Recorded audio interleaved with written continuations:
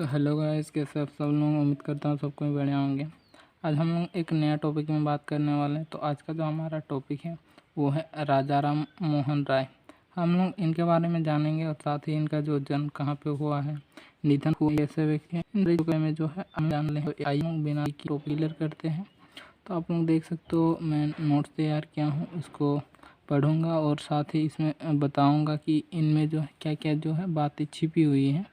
और दूसरी बात जो है इसमें जैसे राजा राम मोहन राय से जो भी शॉर्ट क्वेश्चन पूछा जाता है जैसे ऑब्जेक्टिव टाइप का, तो उससे जो शॉर्ट क्वेश्चन पूछे जाते हैं उस हिसाब से भी हम लोग जो है तैयारी करेंगे। तो आइए हम लोग बात करते हैं। आप लोग देख सकते हैं यहाँ पे राजा राम मोहन राय को आधुनिक भारत के पिता के नाम से भी जाने जाते हैं। इसमें बताया गया जब भी बात करें राजा राम मोहन राय क्यों राय की, तो राजा राम मोहन राय जो है वो आधुनिक भारत के पिता के नाम से भी जाने जाते हैं। कि आप लोगों को अगर क्वेश्चन इस तरीके से पूछा जाए कि आधुनिक भारत के पिता किसे कहा जाता है या फिर किसे कहते हैं, तो किसे कहते हैं, राजा राम मोहन राय को। ठीक है, तो ये जो है ऐसे आप लोगों का शॉर्ट क्वेश्चन बनता है। उसके बाद हम लोग आगे पढ़ते हैं। इनका जन्म 22 मई 1772 ईस्वी में हुआ। बंगाल के हुगली जिले के राधानगर गांव के कुलीन परिवार में हुआ। इनका जो जन्म हुआ कब हुआ है, मैंने अभी बताया आप लोगों को पढ़ के। तो 22 मई 1772 ईस्वी में हुआ है। और साथ ही कहाँ पे हुआ है, बंगाल के एक हुलगी है। तो हुलगी एक ज़िला है, ठीक है। और ज़िले के अंतर्गत एक जो है गांव आ जाता है, वो गांव क्या है, राधानगर। तो राधानगर में जो है इनका जन्म हुआ है। और साथ ही कैसे परिवार से या फिर कैसे वंश में हुआ, वो हुआ है कुलीन परिवार में। ठीक है, ये होता है, ये जो है आप लोगों को क्वेश्चन में पूछा जाएगा। तो ये जो है किस परिवार से जो है आते हैं, तो ये आते हैं कुलीन परिवार से। साथ ही इनका जन्म हम लोग जाने 22 मई जो है 1772। और इनका जो जन्म स्थान की बात की जाए तो बंगाल के हुलगी जिले के राधानगर में जो है इनका जन्म हुआ है। उसके बाद आगे इसमें आप लोग देख सकते हैं यहाँ पे ये छोटे से ही तेज बुद्धि और विरोधी करने वाले व्यक्ति थे। मतलब ये जो बचपन में जब छोटे अवस्था से थे, जैसे होता ना, जैसे बचपन में जो बच्चा का बुद्धि जो होता है, जैसे 5-6 साल में जो बुद्धि होता है, तो उसी समय से जो है ये दूसरे बच्चों के प्रति जो है काफ़ी अलग देखने को मिलता है। और साथ ही जो है इसकी जो बुद्धि होती है काफ़ी तेज़ होती है, तेज। और जैसे कोई भी अन्याय वगैरह देखते हैं तो ये क्या हो जाते हैं, विरोधी हो जाते हैं, उसके खिलाफ जो है आवाज़ उठाने लगते हैं। जिसके कारण मैंने यहाँ पे बताया कि तेज बुद्धि और जो है विरोधी करने वाला ये कैसे थे, एक व्यक्ति थे, मनुष्य थे। तो ऐसे जो है एक महान व्यक्ति थे जो जैसे बुराइयों वगैरह होती है तो उन सारी चीज़ों के बारे में जो है ये विद्रोह करते हैं। और साथ ही ये जो है तेज बुद्धि वाले होते हैं। उसके बाद हम लोग आगे पढ़ते हैं। आप लोग यहाँ पे देख सकते हो ये देश विदेश की यात्रा कर अरबी, फारसी, संस्कृत, अंग्रेजी, फ्रेंच, ग्रीक, जर्मन, उसके बाद जर्मन, लैटिन आदि भाषाओं की ज्ञान प्राप्ति की। इसमें क्या चीज़ का जिक्र किया गया, बताया गया इसमें इससे पहले मैंने बताया कि ये जो थे तेज बुद्धि के थे और कैसे व्यक्ति थे, विद्रोही। ठीक है, मतलब किसी भी अन्याय वगैरह देखते हैं तो उसका क्या करते हैं, विरोध करते हैं। और साथ ही हम लोग इसमें ये भी चीज़ देखने को मिलता है हम लोग को कि ये जो है अलग अलग जो है भाषाओं का ज्ञान जो है ये अर्पित किए हुए हैं, इनको जानकारियां हैं। ये क्या करते हैं कि देश विदेश यहाँ वहाँ क्या करते हैं, यात्रा करते हैं, मतलब घूमना फिरना करते हैं। जैसे कहीं कहीं जगह में क्या सीखा, अरबी सीखा, दूसरे जगह में फारसी दिखा, तीसरे जगह में संस्कृत, और भी अलग अलग जगहों में देश विदेश में जो है अंग्रेजी सीखे, फ्रेंच सीखे, ग्रीक भाषा सीखे, लैटिन भाषा सीखे, और साथ ही जो है जर्मन भाषा आदि जो है भाषाओं जो है, इन सारी भाषाओं का जो है ज्ञान इन्होंने पूरी तरह से प्राप्त किया। इसी के चलते जो है इसको आधुनिक भारत के पिता भी कहा जाता है। उसके बाद आगे हम लोग पढ़ेंगे, वही चीज़ लिखा गया है इसमें। इसी के चलते इनको आधुनिक भारत के पिता के नाम से जाने जाते हैं। तो आप लोग अंदाज़ा लगा सकते हो जब इतनी भाषाओं का इनके पास जो है पूरी जानकारी थी, तो इसी के चलते जो है, और साथ ही जो है ये जो है मतलब किसी भी अन्याय को देखते हैं तो उसका विरोध करते हैं। इन सारे चीज़ों को देखकर जो है इनको जो है आधुनिक भारत के पिता के नाम से जो है जाना जाता है। आप लोग समझ सकते हो कितना भाषाओं को जो है इन्होंने जानकारी, कितनी भाषाओं की जो है जानकारी इन्होंने प्राप्त की है। उसके बाद आगे हम लोग पढ़ेंगे। इन्होंने, थोड़ा मैं इधर लेके आता हूँ। इन्होंने संस्कृत वाराणसी में सीखा और पटना में फारसी अरबी की ज्ञान प्राप्त की। इसमें क्या चीज़ का जिक्र किया गया, इसमें ये चीज़ बताया गया, जैसे मैंने इससे पहले कई भाषाओं का मतलब वर्णन किया और बताया कि ये सारी भाषाएं जो है इन्होंने, राजा राम मोहन ने सारी भाषाओं के बारे में इन्होंने जानकारी प्राप्त की। तो वैसे ही ठीक जो है, जैसे मान लो ये जो है संस्कृत भाषा, तो संस्कृत भाषा जो सीखा, तो संस्कृत भाषा सीखा वाराणसी। तो वाराणसी एक स्थान का नाम है जहाँ पे ये जाते हैं और वहाँ पे मैंने बताया ना देश विदेश जाते हैं, तो देश विदेश जाते हैं और क्या करते हैं, भाषाएं सीखते हैं। तो संस्कृत भाषा सीखा इन्होंने, कहाँ से सीखा, वाराणसी में। ठीक है, अगर पूछी जाए संस्कृत भाषा कहाँ पे सीखा, तो ये है वाराणसी में।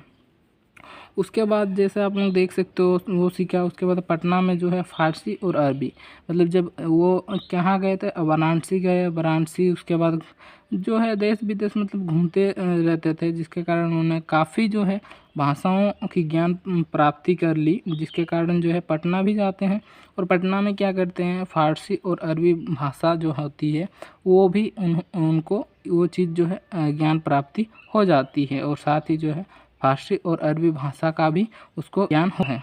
बाद आगे हम लोग पढ़ेंगे। यहाँ पे आप लोग देख सकते हो वेद, उपनिषद, कुरान, बाइबिल, धर्म आदि का अध्ययन किया।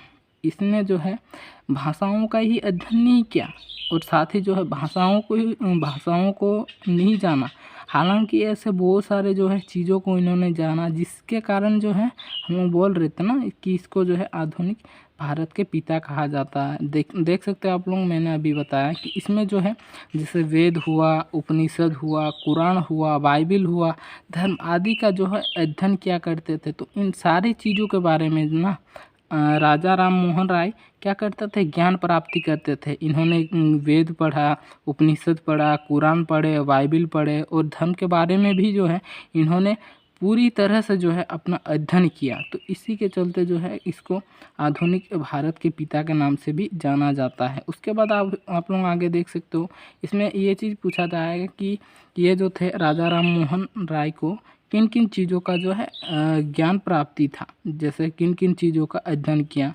जैसे आप लोग देख सकते हैं यहाँ पे वेद का, उपनिषद, कुरान, बाइबिल, धर्म आदि। इसमें आप लोगों का ऑप्शन भी रहेगा ऑब्जेक्टिव क्वेश्चन में, तो आप लोगों को बढ़िया तरीके से हैंडल करनी है। उसके बाद हम लोग आगे पढ़ेंगे। आप लोग यहाँ पे देख सकते हो इसका जो है एक जो टाइम दिया हुआ है 1809 ईस्वी में इन्होंने फारसी की पहली ग्रंथ लिखी। मतलब आप लोग ये चीज़ जानो कि 1809 ईस्वी हुआ, तो 1809 ईस्वी में जो है ना इन्होंने एक फारसी में एक पहली ग्रंथ लिखा। मतलब ये जो फारसी ग्रंथ था इनका पहला ग्रंथ था 1809 में, ठीक है, फारसी का। उसके बाद ये जो फारसी ग्रंथ लिखा इनके द्वारा, जो राजा राम मोहन राय ने जो फारसी ग्रंथ लिखा, वो फारसी ग्रंथ का नाम क्या था, तोहफल उल मुद्दीन। तो ये जो है मुहद्दीन है। तो ये जो है ये एक ग्रंथ लिखा, और ये ग्रंथ कब लिखा गया, मान लो आप लोगों को क्वेश्चन जो है कुछ इस तरीके से पूछी जाएगी, जो है तोहफल उल मुहद्दीन जो है किनकी रचना है, तो ये जो है राजा राम मोहन राय की है। उसके बाद अगर यही चीज़ पूछी जाए कि ये जो है कौन कितने स्थान में जो है आते हैं, फारसी के कितने स्थान में आते हैं, तो ये जो है फारसी के पहले स्थान में आते हैं, क्योंकि मैंने बताया ना कि ये जो है फारसी की पहली ग्रंथ है जो लिखी गई है। ये जो है आप लोगों को मैंने बताया ये वाला रचना, और कब लिखा गया है। अगर ये चीज़ पूछा जाए कि ये जो है तोहफल उल मुहद्दीन की रचना जो है लिखी गई है, वो कब लिखी गई है, तो कब लिखा गया है, वो लिखा गया 1809 ईस्वी में, ठीक है।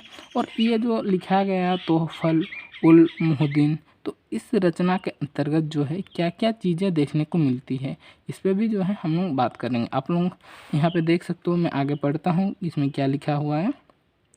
इस ग्रंथ में ईश्वर एक है कहा तथा मूर्ति पूजा का विरोध भी किया। इसमें ये जो मैंने बताया ना कि फारसी जो उनका जो पहला ग्रंथ लिखा गया है, पहला ग्रंथ इन्होंने ये चीज़ लिखा तोहफ़ल उल मुहीद्दीन। तो इस ग्रंथ में जो है इसके अंदर जो है लिखी गई बातें जो ये है कि ईश्वर जो है ना क्या है, एक है। कि लोग जो होते हैं कि मतलब कोई कोई मस्जिद जाते हैं, जैसे मुसलमानों की बात की जाए तो वो लोग कहाँ जाते हैं, मस्जिद जाते हैं। अगर हिंदुओं की बात की जाए तो कोई कोई देखिएगा कि मतलब पहाड़ वगैरह पर्वत वगैरह जाता है, पहाड़ वगैरह पे कोई कोई मंदिर जाता है। तो ये जो होते हैं ना, तो इन सारी चीज़ों को जो है ये जो है कहते हैं कि नहीं, ईश्वर एक है और जो है ईश्वर यहाँ वहाँ नहीं हो है। साथ ही हम लोग जैसे मानते हैं ना, जैसे मुस्लिम लोग दूसरा मानते हैं, हिंदू दूसरा मानते हैं, तो ये बताते हैं कि नहीं, ईश्वर जो है एक है। उसके बाद आगे देख सकते हो आप लोग, यहाँ पे जो है मूर्ति पूजा का भी विरोध किया। जैसे कबीरदास ने भी जो है मूर्ति पूजा, जाति पाति, ऊंच नीच आदि अंधविश्वासों का विरोध किया। तो ठीक वैसे ही जो है ये भी राजा राम मोहन राय भी क्या करते हैं, जैसे मूर्ति पूजा का जो है विरोध करते हैं। क्या करते हैं, विरोध करते हैं। जैसे मान लो यहाँ वहाँ मूर्ति लगा हुआ है तो वो कहते हैं कि नहीं, मूर्तियों में जो है ईश्वर छिपी नहीं हुई है, क्योंकि ईश्वर एक है और ईश्वर जो है वो किस में है, स्वयं में है। मतलब आपके अंदर ईश्वर छिपा हुआ है। खाली जो है आप अपने को जानो तो ही जो है आपको ईश्वर प्राप्ति होगी। तो ये चीज़ जो है कहना है डॉक्टर नहीं, राजा राम मोहन राय का ये कहना है कि खुद में ही जो है ईश्वर छिपा हुआ है, बस उसको जानने की जो है शक्ति होनी चाहिए। उसके बाद हम लोग पढ़ेंगे, मैंने बताया मूर्ति पूजा का विरोध किया। उसके बाद यहाँ पे देख सकते हो आप लोग, यहाँ पे 1814 से 15 में इन्होंने आत्मीय सभा की स्थापना कलकत्ता में किया। अगर आप लोगों को क्वेश्चन पूछा जाए कि आत्मीय जो सभा है, ठीक है, तो आत्मीय सभा जो है कब लिखा गया है, तो आप लोग बताओगे कि 1814 से 15 में जो है लिखी गई है। आप लोगों को क्वेश्चन इस तरीके से पूछी जाएगी, जैसे जैसे मैं बता रहा हूँ शॉर्ट क्वेश्चन में, तो ऐसे जो है आप लोगों को जो है क्वेश्चन पूछा जाएगा। तो आत्मीय सभा जो है कब लिखी गई है, 1814 में, 14 से 15 के बीच। और कहाँ पे, वो है कलकत्ता में, ठीक है, कहाँ पे, कलकत्ता में। उसके बाद हम आगे पढ़ेंगे। यहाँ पे इसमें जाति पाति अंधविश्वास का विरोध किया गया। ये जो आत्मीय सभा हम लोग बात कर रहे हैं ना, आत्मीय सभा जो है 1814 से 15 में लिखा गया। तो उस समय जो आत्मीय सभा में जो है लिखा गया, तो आत्मीय सभा की जब स्थापना हुई तो उसमें जो है क्या चीज़ का जो है जिक्र किया गया। तो आप लोग देख सकते हो इसमें बताया गया, जैसे जाति प्रथा हुआ और अंधविश्वास हुआ। तो इन सारी चीज़ों का जो है राजा राम मोहन राय ने जो है इनका विरोध किया इस आत्मीय सभा के द्वारा। उसके बाद हम लोग आगे पढ़ेंगे। यहाँ पे आप लोग देख सकते हो 1816 ईस्वी में वेदांत सोसाइटी की स्थापना की। और ये भी मोस्ट इम्पोर्टेंट क्वेश्चन है कि बताया जाए, आप लोगों को क्वेश्चन पूछा जाएगा कि वेदांत सोसाइटी की स्थापना जो है कब हुई है। तो कब हुई है गाइस, ये हुई है 1816 में, ठीक है। उसके बाद हम लोग आगे पढ़ेंगे। आप लोग यहाँ पे देख सकते हो 1818 ईस्वी में इन्होंने सती प्रथा का विरोध किया। ये मोस्ट इम्पोर्टेंट क्वेश्चन है, आप लोगों को इसको याद करना ज़रूरी है। अगर मोहन राय जो है आपका, अगर टॉपिक राजा मोहन राय है तो, क्योंकि ये जो है ना जाति प्रथा के नाम से ही जो है अधिक प्रसिद्ध है। तो आप लोग इसको जानिए कि 1818 ईस्वी में इन्होंने क्या किया था, सती प्रथा का विरोध किया था। आप लोगों को ये क्वेश्चन जो है काफ़ी जो है महत्वपूर्ण है। आप लोगों के बीच ये जो क्वेश्चन है काफ़ी महत्वपूर्ण है, इसको आप लोग जानिए। 1818 में क्या किया, इन्होंने सती प्रथा का विरोध किया। आप लोगों को ये क्वेश्चन उठाया जा सकता है, ठीक है। उसके बाद आगे हम लोग पढ़ेंगे। उसके बाद 1829 में विनियम 17 के अंतर्गत गवर्नर जनरल बेंटिंग ने प्रथा को समाप्त कर दिया। और क्या है कि 1818 में जब इन्होंने राजा राम मोहन राय ने सती प्रथा के प्रति जो है विरोध आंदोलन खड़ा किया, उसके बाद जो है उसके जो गवर्नर थे 1829 में विनियम 17 के अंतर्गत, विनियम जो 17 थे उस समय, तो उसके अंतर्गत गवर्नर जनरल बेंटिंग ने इस प्रथा को जो है समाप्त कर दिया। कि मतलब जो है इसमें क्या चीज़ का जिक्र किया गया कि मतलब इन्होंने विरोध किया, और विरोध करने के पश्चात जो है आप लोग देख सकते हो गवर्नर जनरल बेंटिंग के द्वारा जो है इस प्रथा को पूरी तरह से जो है समाप्त कर दिया, ये सती प्रथा को। ये क्वेश्चन बहुत ही इम्पोर्टेंट है क्योंकि पूछा जाता है कि सती प्रथा का जो है विरोध कब किया राजा राम मोहन राय ने, तो 1818 में किया गया। ठीक है, क्योंकि ये जो है ऑलरेडी बात की जाए हम लोग इसकी राजा राम मोहन की, तो ये जो है सती प्रथा के चलते ही जो है अधिक प्रसिद्ध माने जाते हैं।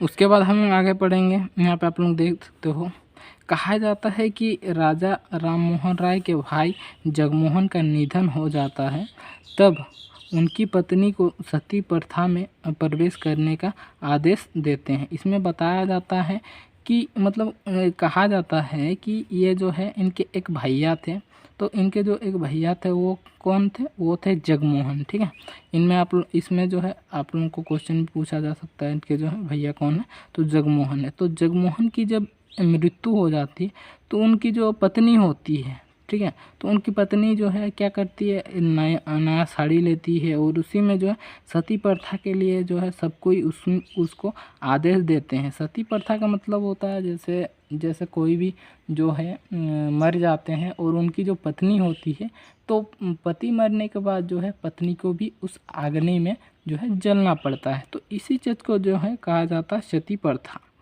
तो ये जो चीज़ था उसी के समय जो है उनके जब भैया का जो है निधन हुआ या फिर मृत्यु बोल सकते हैं, तो उस समय जो है इसको भी सती प्रथा में जो है प्रवेश करने के लिए सब कोई आदेश देते हैं। तो उस समय जो है ना काफ़ी जो है परिवर्तन देखने को मिलते हैं ये जो है जगमोहन के हृदय में। उसके बाद हम लोग आगे पढ़ेंगे, उसके बाद मैं बताता हूँ क्या परिवर्तन देखने को मिलता है। तब से राजा राम मोहन ने इस प्रथा को हटाने का निर्णय ले लिया।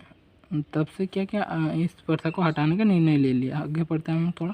1829 में गवर्नर जनरल के द्वारा इस प्रथा को समाप्त कर दिया। इसमें बताया गया है गाइस कि ये जो है ना, जब इनके जो है भाभी जी जो होते हैं उसको सती प्रथा जो है सती प्रथा में प्रवेश करने का आदेश देते हैं, तो उस समय जो है ये जो है राजा राम मोहन राय इसको इन सारी चीज़ों को जो है देख कर तंग हो जाते हैं। उस समय जो है उन्होंने एक जो है निश्चय ठान लेते हैं कि ये जो सती प्रथा है इसको मैं हटा के ही क्या करूँगा, दम लूँगा। तो जिसके कारण जो है 1800 यहाँ पे आप लोग देख सकते हो, जिसके कारण जो है 1829 में गवर्नर जनरल के द्वारा इस प्रथा को समाप्त कर दिया। किसने किया, ये जो क्या राजा राम मोहन राय ने, और इनके द्वारा गवर्नर जनरल के द्वारा 1929 में। तो ये था गाइस राजा राम मोहन राय का जीवनी परिचय। आप लोगों को अगर वीडियो अच्छा लगा तो लाइक शेयर और सब्सक्राइब करना ना भूलें। मिलते हैं हम लोग नेक्स्ट वीडियो में।